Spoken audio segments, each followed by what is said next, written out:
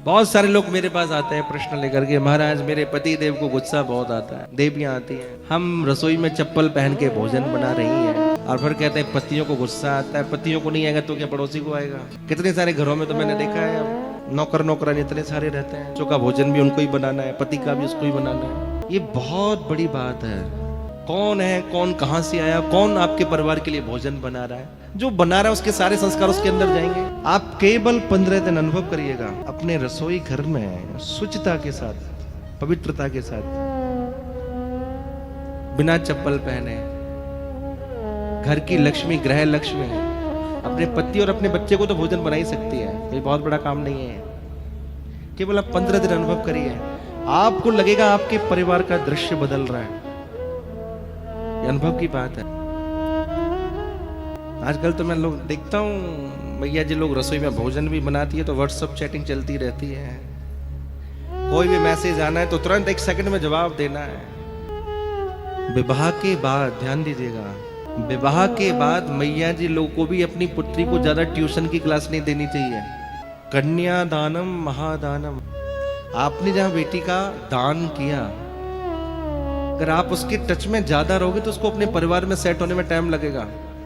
इसलिए उसको यही एक आज्ञा दीजिए, आदेश दीजिए कि बेटी अब तुम्हारा ब्याह हो गया, अपने परिवार को संभालो। लेकिन भाई अब ये बात व्यासपीठ से कहना भी थोड़ा अटपटा है, क्योंकि जब तक मैया जी लोग बेटी से घंटे 2 घंटे नहीं बतला लें एक दिन में, तब तक बेचैनी रहती है मन में। ये बहुत सटीक बात कह रहा हूं मैं। पुराने जमाने में कौन कुंडली मिलाता था भाई? कोई मिलाता था?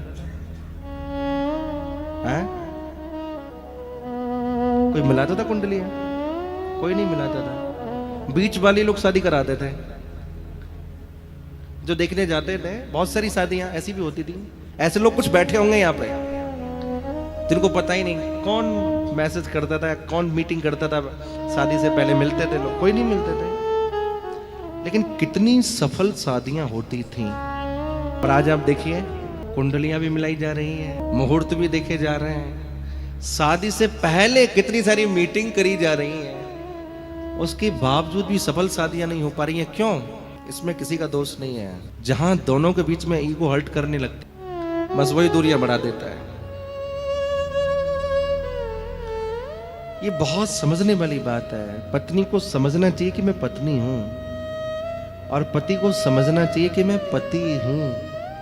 आप देखिए, आज से 15-20 साल पुराने जमाने में ही चले जाइए, अभी तो जमाना कुछ और ज्यादा चेंज हो रहा है। और मुझे लगता है अगर यही हाल रहा तो आगे आने वाले 10 से 15 साल के अंदर तो क्या होगा हम सोच ही नहीं सकते। इसलिए इस बात को बहुत गंभीरता से समझिए कि हमारी जो सनातनीय परंपरा है उसका हमें ध्यान रखना चाहिए।